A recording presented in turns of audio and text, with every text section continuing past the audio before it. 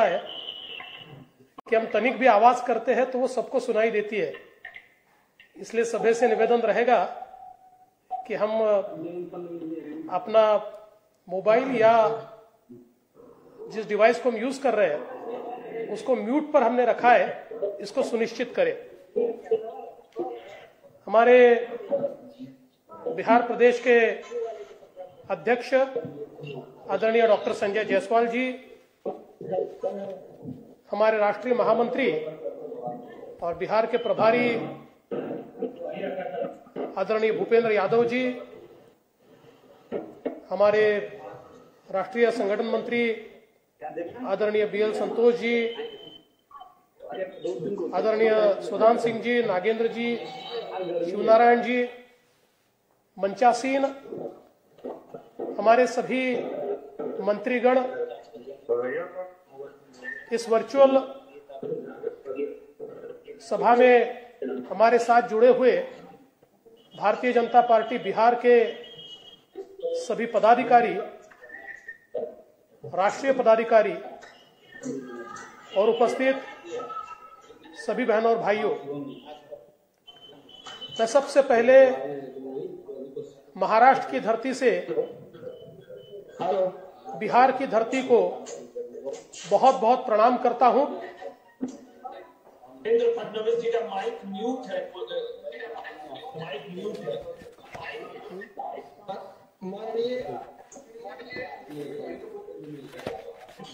माननीय देवेंद्र फडणवीस जी से आग्रह है कि अपना माइक को अनम्यूट करें।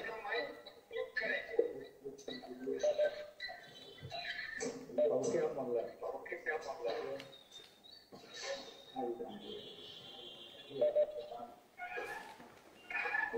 अब मेरी आवाज आ रही है? जी जी जी आ रही है। क्षमा चाहता हूं,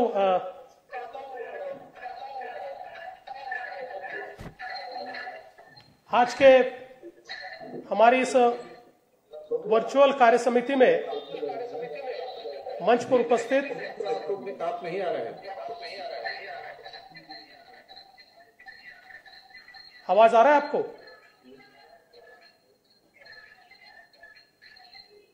जी मैं एक बार फिर चेक कर रहा हूं, मेरा आवाज आ रहा है?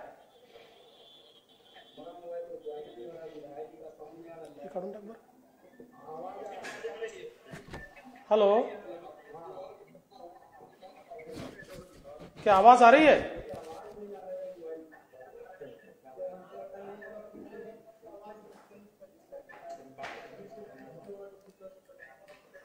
क्या मेरी आवाज आप सुन पा रहे हैं भाई साहब?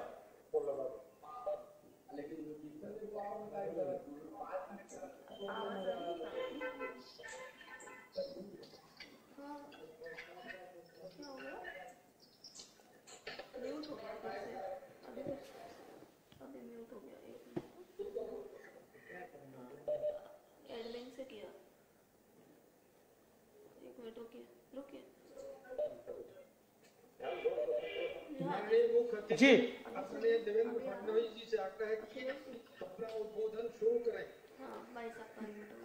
जी मैं ये समझता हूं कि मेरी आवाज अब सब तक पहुंच रही है। आवाज आ रही है। जी धन्यवाद, बहुत बहुत धन्यवाद। मंच पर उपस्थित हमारे बिहार प्रदेश के अध्यक्ष डॉक्टर संजय जायसवाल जी, राष्ट्रीय महामंत्री और बिहार के प्रभारी आदरणीय भूपेंद्र यादव जी, आदरणीय बीएल संतोष जी, आदरणीय सुधान सिंह जी, आदरणीय नागेंद्र जी, आदरणीय शिवनारायण जी, मंच पर उपस्थित हमारे तमाम आदरणीय मंत्रीगण, सभी पदाधिकारी और उपस्थित सभी बिहार के भारतीय जनता पार्टी के नेतागण, बहनों और भाइयों, सबसे पहले महाराष्ट्र की धरती से बिहार की धरती को मैं शत शत नमन करता हूं और डिजिटल प्रणाम भी करता हूं। बिहार की धरती एक ऐतिहासिक धरती है। भारत की संस्कृति बिहार के बिना अधूरी है और जब हम भारत के विकास की पौराणिक गाथा दुनिया को सुनाते हैं तो उसमें सबसे बड़ा हिस्सा ये बिहार का होता है। मैं ऐसा मानता हूं कि ये हमारी सीता मैया की भूमि है, भगवान गौतम बुद्ध की भूमि है, ये भगवान महावीर की भूमि है, ये गुरु गोविंद सिंह जी की भूमि है, ये आर्य चाणक्य की भूमि है, ये सम्राट अशोक की भूमि है और कई भारत की स्वतंत्रता में मर मिटने वाले क्रांतिकारियों की, स्वतंत्र संग्राम सेनानियों की, कवियों की, साहित्यकारों की ऐसी यह भूमि है।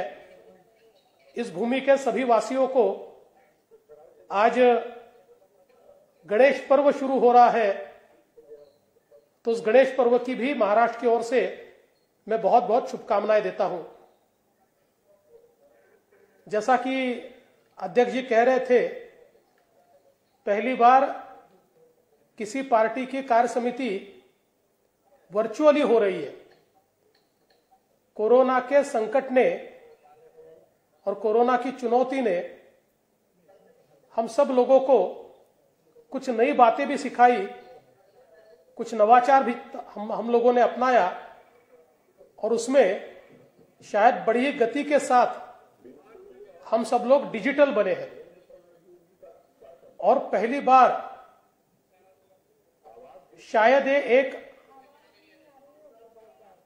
इस प्रकार का चुनाव बिहार का होने वाला है कि जिसमें डिजिटल प्रचार यही सबसे महत्वपूर्ण होगा। और परत मूड झालं ते देखिए, अब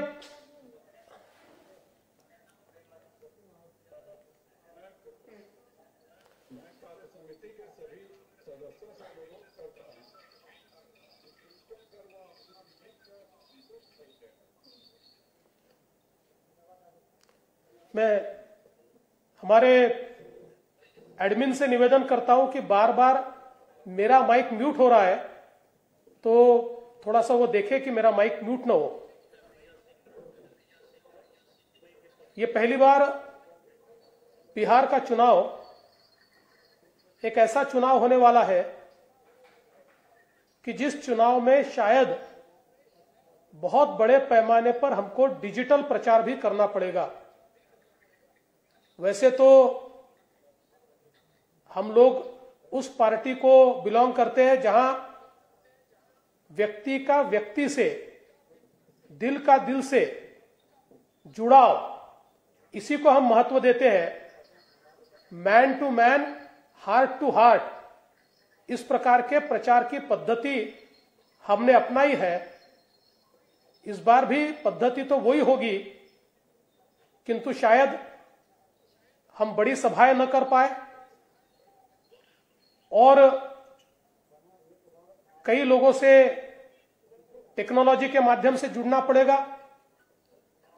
पर मुझे पूरा विश्वास है कि इस चुनौती के दौर में ये जो पहला चुनाव होने वाला है, बिहार भारतीय जनता पार्टी ने इतनी अच्छी तैयारी उसकी की है। आप सब लोग मिलकर इस लड़ाई के लिए इतने जोरों से तैयार हो रहे हैं कि चुनौती की परिस्थिति में भी इस चुनाव को हम लड़ेंगे भी, जीतेंगे भी और एक नया रिकॉर्ड भी तैयार करेंगे।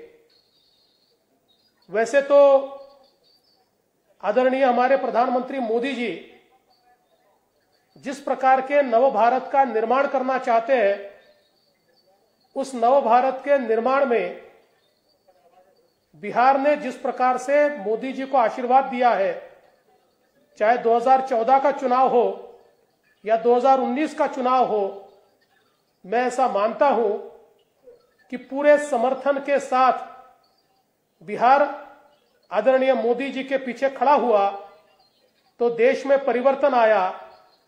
हम जो सपने देखते थे, कश्मीर से 370 हटे, हम जो सपने देखते थे सभी के लिए समान कानून बने, हम लोग जो सपने देखते थे कि प्रभु श्री राम जी का, रामलला का मंदिर बने, हम जो सपने देखते थे, एक मजबूत भारत का निर्माण हो, हम जो सपना देखते थे गरीबी निर्मूलन का, ये सारे सपनों को पूरा करने का काम मोदी जी के नेतृत्व में शुरू हुआ और कई चीजों को उन्होंने अंजाम दिया।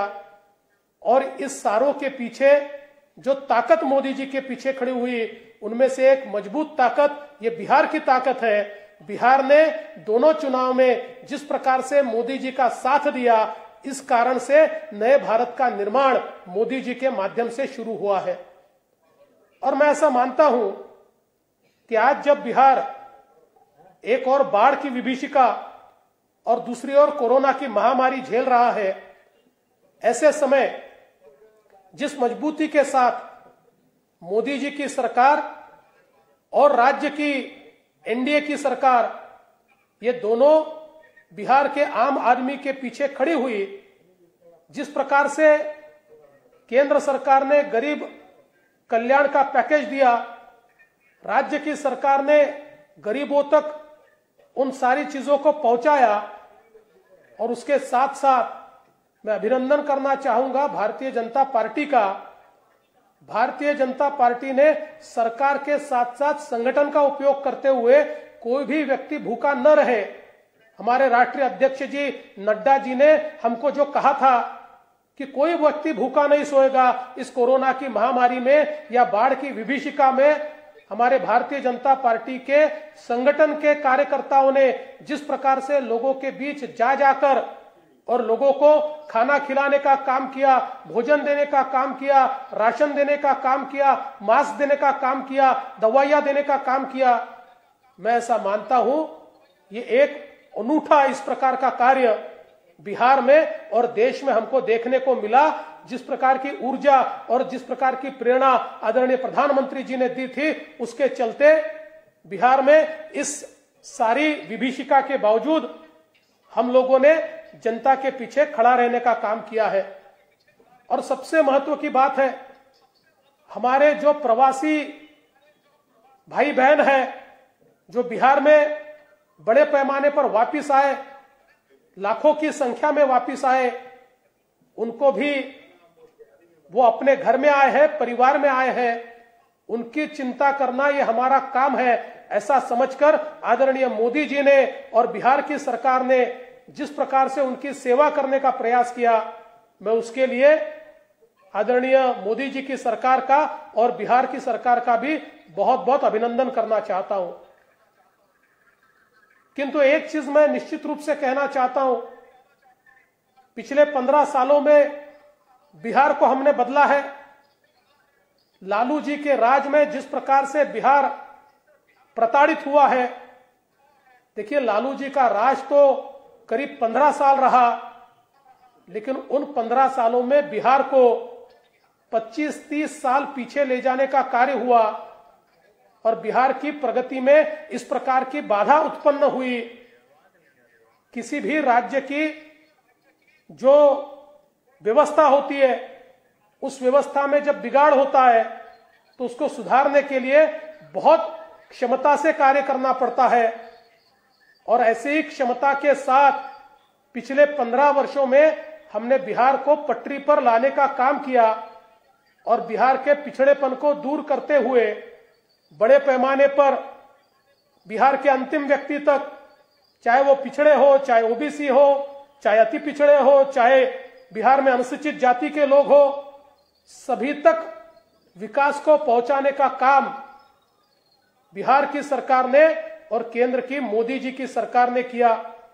और जब से मोदी जी की सरकार देश में आई तो उनके एजेंडे पर तो बिहार ये सबसे आगे रहा और बिहार में जितनी परियोजनाएं लगातार मोदी जी की सरकार ने दी, मुझे ऐसा लगता है कि बिहार के रूप को परिवर्तित करने का काम एक प्रकार से मोदी जी की सरकार के माध्यम से हुआ है। किंतु मैं ऐसा मानता हूं, ये जो चुनाव है ये एक बहुत ही महत्वपूर्ण चुनाव है। वैसे तो हर चुनाव महत्वपूर्ण होता है, पर इस चुनाव का महत्व कुछ और है और वो इसलिए अलग महत्व है कि मैं ऐसा मानता हूं, भारत के इतिहास में जब हमने करवट ली है और जब भारत में विकास और प्रगति को हमने देखा है तो ऐसा कोई न कोई कालखंड होता है कि जिसमें कोई नेता हमारे देश को आगे ले जाने की कोशिश करते हैं और देश प्रगति की ओर जाता है। बिहार ने तो एक स्वर्णिम कालखंड देखा है प्राचीन बिहार का, और हम तो मानते हैं कि बिहार में वो ताकत है, फिर एक बार हम उसी मकाम पर पहुंच सकते हैं। पर उस मकाम तक पहुंचने के लिए ये चुनाव बहुत महत्वपूर्ण है। कोई ये कहेगा कि भाई चुनाव तो आते जाते, इस चुनाव का महत्व क्या है? तो इसका महत्व इसलिए है, हम सभी जानते हैं भारत एक ऐसी अवस्था से आज गुजर रहा है कि इसमें अगर भारत की प्रगति हम कर पाए तो भारत को कोई रोक नहीं सकेगा, और इस कालखंड में अगर हम चूक गए तो भारत हमको माफ नहीं कर पाएगा। हम सभी लोग जानते हैं आज सन 2020 में भारत ये दुनिया का सबसे युवा देश बना और भारत की 50% आबादी आज 25 साल से नीचे की है। लेकिन वही अगर हम भारत में अलग अलग राज्यों को देखें तो सबसे ज्यादा युवा अगर किसी राज्य में है उस राज्य का नाम बिहार है। 2020 में 58% बिहार के नागरिक ये 25 साल से नीचे है, ये युवा है। और आधुनिक भारत का निर्माण अगर कोई करेगा तो यही 25 साल के नीचे के युवा करेंगे। हमारे भारत की जो परिकल्पना हमने की है, हमारे बिहार की जो परिकल्पना हमने की है, उसको यथार्थ में लाने का काम अगर कोई करेगा तो यही हमारे 25 साल के नीचे की 58% आबादी करेगी। और देखिए, अगर दुनिया का इतिहास हम देखें तो दुनिया के इतिहास में जिस जिस देश को इस प्रकार का मकाम मिला है कि उसमें युवाओं की संख्या बड़ी है, जो लोग अपने बलबूते पर, अपने दम पर देश को आगे ले जा सकते हैं, ऐसे लोगों की, काम करने वालों की संख्या जहां जहां बड़ी है उस देश ने प्रगति की है। हमने देखा 20वीं शताब्दी के शुरुआत में यूरोप ने इसी प्रकार से विकास किया, उसके बाद जापान ने विकास किया, उसके बाद कोरिया ने विकास किया, उसके बाद पिछले 30 सालों में चीन ने विकास किया। अब बारी भारत की है। 2020 एक ऐसा मकाम भारत के और बिहार के इतिहास में है कि अगर इस जनसंख्या को मानव संसाधन में परिवर्तित करते हुए हम लोग आगे बढ़ने की कोशिश करेंगे तो यकीन मानिए अगले 15 सालों में भारत दुनिया का सिरमौर बन सकता है। अगले 10 सालों में भारत एक विकसित देश बन सकता है। और ऐसे समय हम भाग्यशाली हैं कि इस मकाम पर आदरणीय प्रधानमंत्री नरेंद्र मोदी जी जैसा नेतृत्व भारत को मिला है, जिसमें एक क्षमता है कि क्षमता के भरोसे भारत को वो आगे ले जा सकते हैं। और दोस्तों, ये जो हमारी जनसंख्या से मिला हमको एक एडवांटेज है, वो कोई जिंदगी भर नहीं प्राप्त होने वाला। 2020 से 2035 तक हमारे लिए स्वर्णिम काल हो सकता है। इस जनसंख्या के भरोसे हम आगे बढ़ सकते हैं। 2035 से फिर एक बार हम लोग थोड़े जनसंख्या के मामले में कम होते जाएंगे और 2050 तक हमारे लिए फिर भी एक महत्वपूर्ण काल होगा। तो ये मानिए कि भारत के आधुनिक इतिहास में सबसे महत्वपूर्ण साल कौन से है, तो 2020 से 2035 ये 15 वर्ष सबसे महत्वपूर्ण है। और इतने महत्वपूर्ण काल में मोदी जी जैसा नेता हमारे साथ है तो मैं मानता हूं भारत को और बिहार को प्रगति से कोई रोक नहीं सकता। और इसलिए मैं ये कहना चाहता हूं, बिहार का ये जो चुनाव है ये इसलिए महत्व का है कि भारत के 15 स्वर्णिम वर्ष या बिहार के 15 स्वर्णिम वर्ष, इन 15 वर्षों के पहले 5 वर्ष ये 2020 से शुरू हो रहे हैं। हमने पिछले 15 सालों में बिहार को पटरी पर लाया है, पर अब रेल दौड़ेगी। अब बिहार की प्रगति की रेल इतनी तेजी से भागेगी कि एक नया बिहार, एक युवाओं का बिहार, एक युवाओं को न्याय देने वाला बिहार, हम लोग तैयार कर पाएंगे।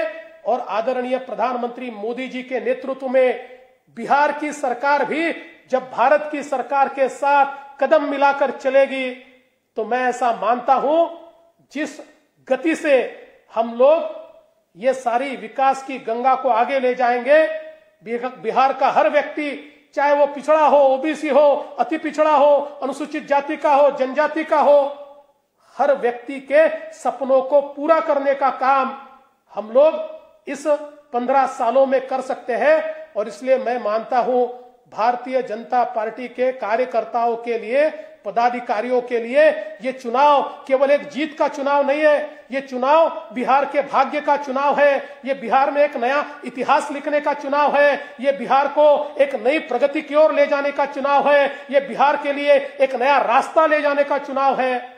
और इसलिए हम कोई भी घर पर नहीं बैठ सकते। मैं मानता हूं कोरोना की महामारी है, मैं मानता हूं बाढ़ की विभीषिका है, लेकिन भारतीय जनता पार्टी के कार्यकर्ताओं को कौन रोक पाया है?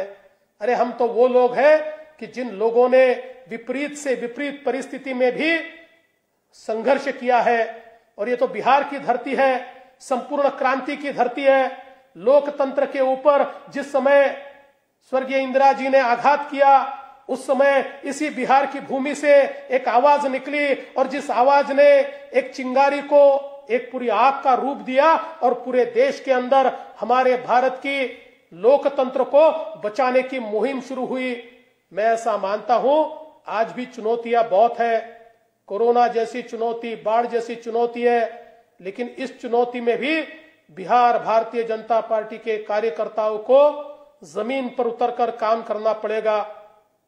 भले ही बड़ी सभाएं न हो, लेकिन हम व्यक्तिगत रूप से लोगों तक पहुंच सकते हैं, हम घर घर जा सकते हैं, हम घरों तक पहुंच सकते हैं। कोरोना का सोशल डिस्टेंसिंग, फिजिकल डिस्टेंसिंग मानकर उसकी सारी जो हमको चीजें उसमें करनी है वो सारी चीजें करके भी लोगों तक पहुंच सकते हैं। और सबसे बड़ी बात यह है, लोगों तक पहुंचकर हमने जो काम किया है उस काम को भी लोगों तक हमें पहुंचाना पड़ेगा।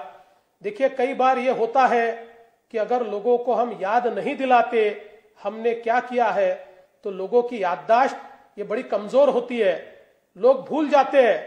मुझे आपको बताना है, हमारे आदरणीय प्रधानमंत्री मोदी जी ने हमारे पूर्व कप्तान महेंद्र सिंह धोनी जी को एक बहुत सुंदर चिट्ठी लिखी और इस चिट्ठी में प्रधानमंत्री जी कहते हैं कि ये मायने नहीं करता आपने सफर कहां से शुरू किया, आप कहां तक का सफर तय करते हैं, ये ज्यादा महत्व रखता है।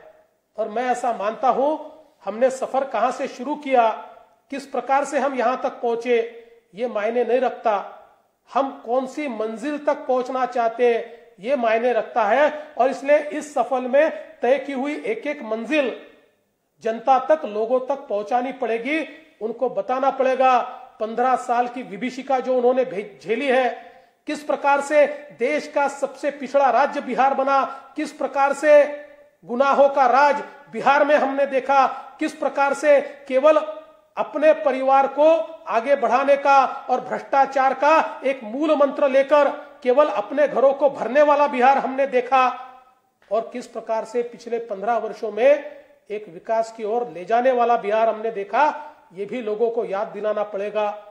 इतनी बड़ी विभीषिका में किस प्रकार से आदरणीय प्रधानमंत्री जी देश के पीछे खड़े हुए, बिहार के पीछे खड़े हुए, गरीब कल्याण की योजना से किस प्रकार से कोई भूखा न रहे, हर एक को राशन देने की बात हो, हर एक किसान के खातों में राशि देने की बात हो, हर एक हमारे जो ऐसे लोग हैं जो दिव्यांग हैं उनके खातों में पैसा देना हो, हमारे जो बूढ़े हैं, हमारी विधवा बहनें हैं, हमारी परित्यक्ता बहनें हैं, उनके खातों में पैसा देना हो, समाज का जो अंतिम व्यक्ति है उसके खातों में पैसे देना हो, हर व्यक्ति के पीछे रहने का, खड़े रहने का काम मोदी जी ने किया।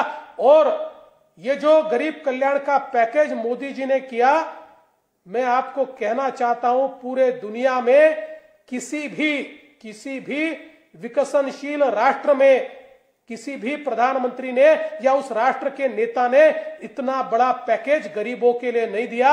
मैं तो ये कहना चाहता हूं कि गरीबों के असली मसीहा अगर कोई होंगे तो वो हमारे प्रधानमंत्री मोदी जी है, जिन्होंने ये चिंता की कि गरीब क्या करेगा, हमारा मजदूर क्या करेगा। हर मजदूर को हाथ को काम मिले, नरेगा के माध्यम से केवल उसकी रोजी नहीं बढ़ाई, केवल उसकी दिहाड़ी नहीं बढ़ाई, तो उसके साथ साथ उसको काम मिले। कोई ऐसा व्यक्ति न रहे कि जिसके हाथ को काम नहीं है। इसके लिए करोड़ों रुपए, 1 लाख करोड़ रुपए नरेगा के माध्यम से देने का काम आदरणीय प्रधानमंत्री जी ने किया। और 20 लाख करोड़ का पैकेज जो आदरणीय प्रधानमंत्री जी ने दिया है, यह पैकेज केवल पैकेज नहीं है, यह आधुनिक भारत के निर्माण की शुरुआत है। यह नव भारत की नींव है कि जिसके माध्यम से अभी अभी एक एक योजना की शुरुआत हो रही है। 1 लाख करोड़ रुपया कृषि की योजना के लिए जो दिए गए हैं, कृषि को मार्केट के साथ जोड़ना, एक देश एक मार्केट तैयार करने की कोशिश, और कृषकों के जो सारे उपज है उस उपज को एक अच्छा मूल्य मिले। एक और समर्थन मूल्यों को तो बढ़ाया, लेकिन समर्थन मूल्य से भी ज्यादा उनको पैसा मार्केट से मिले, इसके लिए एक बड़ी व्यवस्था का निर्माण, एक बड़े पूंजीगत ढांचे का निर्माण, एक बड़े इंफ्रास्ट्रक्चर का निर्माण करने की कोशिश इसके माध्यम से हुई है। और मैं ऐसा मानता हूं, हमारा जो छोटे से छोटा किसान है, उस किसान की भी आय दुगनी करने के लिए एक महत्वपूर्ण योजना 1 लाख करोड़ रुपए का निवेश। कभी भारत ने सुना नहीं था कि कृषि के क्षेत्र में कोई प्रधानमंत्री केवल कृषि को मद्देनजर रखते हुए 1 लाख करोड़ का निवेश करे। उस 1 लाख करोड़ के निवेश से हमारे कृषकों के लिए एक बहुत ही महत्वपूर्ण योजना की शुरुआत हुई है। हमारे मछुआरों के लिए जो योजना शुरू हुई है कि जिसके माध्यम से बड़े पैमाने पर मछुआरों को भी उनकी आय में बढ़ोतरी करने का काम होगा। समाज के एक एक तबके का विचार किया है, लेकिन उसके साथ साथ सबसे महत्वपूर्ण हमारे छोटे और मझोले उद्योग जो भारत की नींव है। भारत में 38% रोजगार की निर्मित जो उद्योग करते हैं। देश में पहली बार भारत के प्रधानमंत्री जी ने बैंकों को कहा, इन उद्योगों को कर्जा दो, और उनसे कोई भी आपको गारंटी मांगने की जरूरत नहीं है, उनकी गारंटी भारत की सरकार लेती है। और भारत की सरकार ने 3 लाख करोड़ रुपए की गारंटी लेकर और हमारे उद्योगों को कर्जा दिया, और इस कोरोना की विभीषिका से बाहर आकर वो रोजगार की निर्मित कर पाए, इस प्रकार का प्रयास शुरू किया। इतना ही नहीं, पहली बार इस देश के अंदर भारत की सरकार ने ऐलान किया कि हम जो अच्छे उद्योग है, छोटे उद्योग, मंझोले उद्योग, एमएसएमई, इसमें जो अच्छा काम कर रहे हैं, ऐसे सारे लोगों के भागीदार बनेंगे। उसमें भारत सरकार इक्विटी लेगी, भारत सरकार पैसा देगी, भारत सरकार कर्जा नहीं तो इक्विटी के रूप में, भागीदार के रूप में पैसा देगी। अगर आप प्रॉफिट कमाएंगे तो उसमें से हमको आप पैसा दीजिए और उसके माध्यम से अपने उद्योगों को मजबूत कीजिए। ये करने का काम इस देश के अंदर आदरणीय मोदी जी ने किया है। आधुनिक भारत में रोजगार निर्मित का केंद्र भारत बनेगा। और सबसे महत्व की बात है, दुनिया समझ चुकी है चीन में जिस प्रकार से मैन्युफैक्चरिंग, इस लॉकडाउन के दरमियान जिस प्रकार का चीन का व्यवहार रहा है, अब दुनिया की नजरें भारत की ओर है। एक बहुत बड़ी मैन्युफैक्चरिंग की इकोसिस्टम भारत में तैयार हो रही है। चाहे फिर हमारा कपड़ा हो, हमारे बुनकर हो, हमारे बड़े पैमाने पर काम करने वाले, अलग अलग व्यवसायों में काम करने वाले, कपड़ा बनाने वाले हमारे उद्योग हो, ये सभी के लिए एक नई दिशा आदरणीय मोदी जी ने दी है। और इसके साथ साथ वोकल फॉर लोकल का नारा, अब हम केवल एक्सपोर्ट पर, इंपोर्ट पर नहीं रहेंगे निर्भर। हम दुनिया से चीजें नहीं लेंगे, हम चीजें हमारे देश में बनाएंगे। भारत आत्मनिर्भर होगा, भारत अपने लिए भी बनाएगा और दुनिया को भी देगा। ये बताने का काम केवल मोदी जी ने नहीं किया, तो उसके साथ साथ उसकी एक कारगर परियोजना तैयार करके 20 लाख करोड़ रुपया, हमने तो कभी कल्पना नहीं की थी। लोग कहते थे कि जीडीपी के 5% देंगे, जीडीपी के 2% देंगे, जीडीपी के 4% देंगे, लेकिन 20 लाख करोड़ रुपया ये जब मोदी जी ने ऐलान किया तो दुनिया भी भौचक्की रह गई। और केवल ऐलान नहीं रहा, इससे पहले तो सरकारें ऐलान करती थी, पैसा कभी आता नहीं था, ये पैसा सीधा जाना शुरू हुआ। कल ही आदरणीय निर्मला जी ने ट्वीट करके हमको बताया कि छोटे उद्योगों को 1 लाख करोड़ रुपया सरकार की गारंटी से दिया जा चुका है और पैसा अभी और दिया जा रहा है। और इसलिए मैं इतना ही निवेदन करना चाहता हूं, एक बहुत बड़ा अवसर इस कोरोना की महामारी ने भारत को दिया है। हमारे प्रधानमंत्री जी चुनौती को अवसर में परिवर्तित करते हैं, इस चुनौती को भी अवसर में परिवर्तित करने का काम आदरणीय प्रधानमंत्री जी कर रहे हैं। और ऐसे समय अगर बिहार पीछे रहेगा तो मुझे लगता है फिर कभी यह मौका हमको हाथ में नहीं आएगा। देखिए, इतिहास उनको माफ नहीं करता जो मौका छोड़ देते हैं, इतिहास में उनका कोई वजूद नहीं रहता जो चुनौतियों से भागते हैं। इतिहास केवल उनकी गवाही देता है जो लोग चुनौती के समय मैदान में उतरकर मुकाबला करते हैं, और चुनौती के समय मैदान में उतरकर मुकाबला करने वाले हमारे प्रधानमंत्री जी हैं। तो मैं मानता हूं कि इसमें हमारा बिहार भारतीय जनता पार्टी वो भी पीछे नहीं रहेगी। हम एक एक व्यक्ति तक पहुंचेंगे, एक एक व्यक्ति तक हमारे केंद्र सरकार ने किया हुआ काम, हमारे राज्य सरकार ने किया हुआ काम, हमारे केंद्र का पैकेज, हमारा आत्मनिर्भर भारत का पैकेज, इसमें से गरीबों का कल्याण की योजना, ये सारी चीजें लोगों तक पहुंचाएंगे और उनको ये भी बताएंगे कि ये साधारण चुनाव नहीं है, ये बिहार के इतिहास बनाने वाला ये चुनाव है। 15 अगले जो साल है, जिन सालों में भारत परिवर्तित होगा उसमें बिहार भी परिवर्तित होगा। और मोदी जी का साथ देने वाली सरकार, मोदी जी के कदम से कदम मिलाकर चलने वाली सरकार बिहार में फिर एक बार स्थापित करनी है। हम चूक नहीं सकते। पूरी ताकत के साथ जैसे हमने लोकसभा में जनता का आशीर्वाद पाया, उसी प्रकार का आशीर्वाद हमको यहां पर पाना है। मैं भारतीय जनता पार्टी के हमारे अध्यक्ष जी का बहुत बहुत आभार व्यक्त करता हूं, आदरणीय नड्डा जी का, कि उन्होंने मुझे भी आपके साथ काम करने का मौका दिया। जब महाराष्ट्र का चुनाव था तो आदरणीय भूपेंद्र यादव जी यहां पर हमारे प्रभारी थे और उनके साथ काम करने का मौका मिला। और अब मुझे खुशी है कि जब बिहार का चुनाव हो रहा है तो फिर एक बार बिहार में आकर आप लोगों के साथ काम करने का मौका मिलेगा। और मैं निश्चित रूप से बहुत ज्यादा मुझे इस बात की खुशी है कि हमारी भारतीय जनता पार्टी की बिहार इकाई के साथ इस वर्चुअल मीटिंग के माध्यम से आज बातचीत हो रही है। लेकिन जैसा कि हमारे अध्यक्ष जी डॉक्टर संजय जी ने मुझे आदेश किया है, तो मैं 25-26 तारीख को जब भी आदेश हो जाएगा मैं बिहार आऊंगा। और उसके बाद आप जितना समय कहेंगे, जितने बार कहेंगे, उतने बार बिहार में आकर आपके कंधे से कंधा मिलाकर काम करूंगा। मैं तो कोई नेता नहीं हूं, मैं कार्यकर्ता हूं, कार्यकर्ता के रूप में ही काम करता हूं। तो आप लोग जिस प्रकार का आदेश करेंगे, जहां भेजेंगे, जिस प्रकार से काम करने को कहेंगे, उस प्रकार से काम करने की कोशिश करूंगा।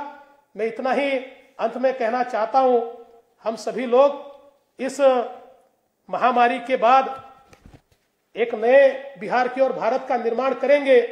ये बड़ा चुनौतियों का समय है और इस चुनौती के समय मुझे हमारे राष्ट्र कवि रामधारी सिंह दिनकर जी की एक कविता इस समय आप सबके सामने कुछ उसकी लाइनें सुनाने का मोह हो रहा है।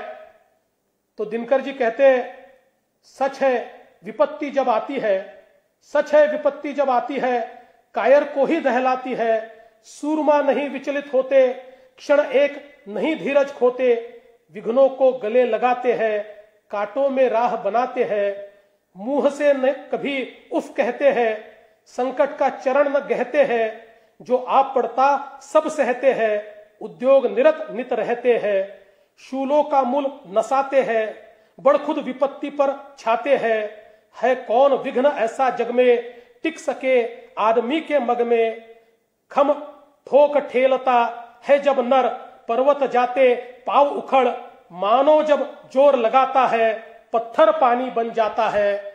मैं ऐसा मानता हूं आज राष्ट्रकवि दिनकर जी की ये जो कविता है, इस कोरोना की महामारी के आपत्ति के समय हम सबको राह दिखाती है और मेरा विश्वास है कि हम पत्थर से भी पानी निकालने वाले भारतीय जनता पार्टी के कार्यकर्ता है। निश्चित रूप से हम काम करेंगे, विजय हासिल करेंगे और